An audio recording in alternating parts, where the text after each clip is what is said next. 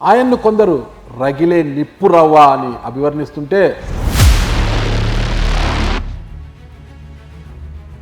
మరికొందరు మాత్రం అధికార పక్షంలో ప్రతిపక్షం ఏంటండి అంటూ పెదవిరుస్తున్నారు.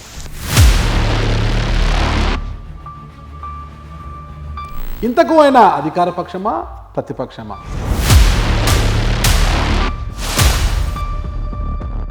తెలంగాణ రాష్ట్రం జడ్చర్ల నియోజకవర్గ ఎమ్మెల్యే జనంపల్లి అనిరుద్ధ్ రెడ్డి గారు ప్రస్తుతం ఆయన మనతో ఉన్నారు.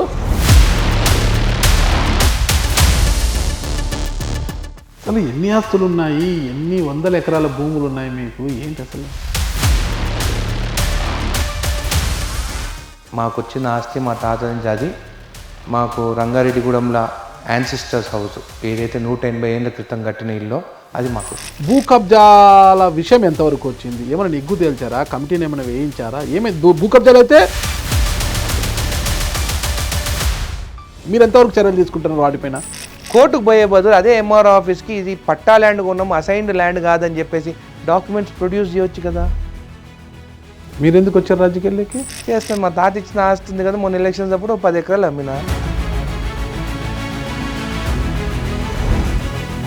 పైకి పోతే మాత్రం మంచి పేరు ఉంటే ఎప్పటికీ మనం గుర్తిస్తారు కదా. మీకోసం జెండా పట్టి మీకు జై కొట్టిన కార్యకర్తకు, మీ విజయంలో కీలకమైన కార్యకర్తకు ఏం చేస్తారు మీరు?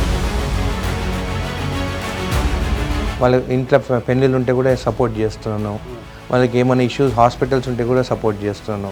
సో అట్లాంటి ఇష్యూస్ ఏం లేవు. టీఆర్ఎస్కు పెట్టుబడిదారులుగా ఉన్నారు ఈ కార్పొరేట్ సెక్టర్స్ కావచ్చు, ఈ రియల్ ఎస్టేట్ పెద్ద పెద్ద బడా బాబులు రియల్టర్లు కావచ్చు, వారిని దెబ్బ తీయడానికే హైడ్రా అనే అస్త్రాన్ని ప్రయోగించారు అని అంటున్నారు. ఏమంటారు?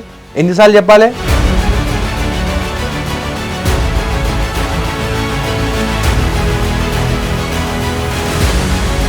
మీ గుండె పైన చేసుకొని చెప్పండి అంతరాత్మ సాక్షిగా, ఆ రోజు మీటింగ్ ఆంతర్యము పొంగులేటి శ్రీనివాసరెడ్డి గారికి వ్యతిరేకంగా అవునా కదా? మాకు ఫండ్స్ కావాలి, మా కాన్స్టిట్యున్సీ డెవలప్ చేసుకోవాలి, కొంతమంది అధికారులు రెవెన్యూ డిపార్ట్మెంట్ అవినీతి జరుగుతుంది, వాళ్ళపైన కూడా యాక్షన్ తీసుకోవాలి, మాట్లాడాలని ఓపెన్గా చెప్తారు.